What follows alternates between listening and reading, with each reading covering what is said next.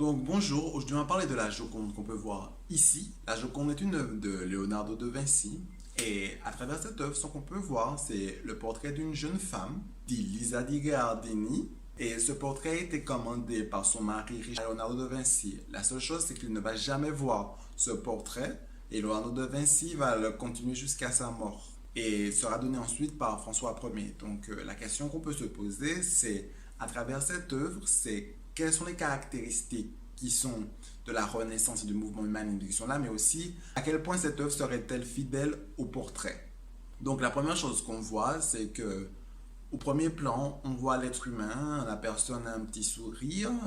Ensuite, on voit qu'à cette position, on a l'impression que la personne est assez ouverte. Donc on voit une personne assez chaleureuse. On voit par contre qu'il n'y a pas de parure. Mais on peut quand même dire, puisque la personne demande le portrait en de Vinci, que les gens sont riches. Peut-être pas extrêmement riches, mais ils sont quand même assez riches. Donc voilà ce portrait-là. Mais on voit aussi un second contraste. Là où on voit des couleurs plus chaudes pour l'être humain, on voit que l'être humain est plus accueillant, plus souriant. On voit de l'autre côté, au second plan, on voit au second plan des couleurs beaucoup plus sombres. Déjà, c'est plus ou moins inhospitalier. Il y a un côté où il y a pas vraiment, on a l'impression qu'il n'y a pas vraiment de choses qui poussent.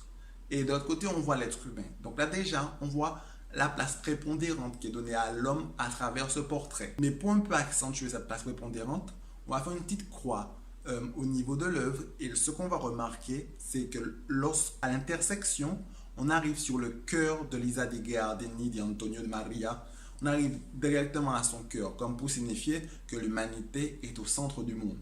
Donc là, c'est typiquement de l'humanisme qui essaie de mettre l'homme au centre des choses. Et c'est avec cette œuvre-là, on voit clairement que c'est une œuvre humaniste. Puis, on peut voir aussi, mis à part ce contraste, une certaine union entre l'être humain et la nature, puisqu'on peut voir que l'océan traverse l'être humain, comme pour signifier que l'être humain est un peu un trait d'union dans la nature. L'être humain est fait pour être un peu en symbiose avec la nature.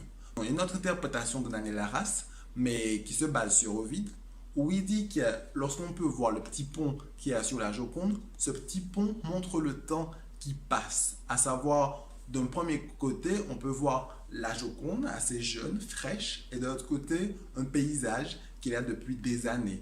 Donc ce qu'il cherche à montrer, c'est l'effet du temps qui passe. Lorsqu'on est jeune, on est peut-être frais, qu'après, on serait pas moins frais, mais on aurait moins de fraîcheur.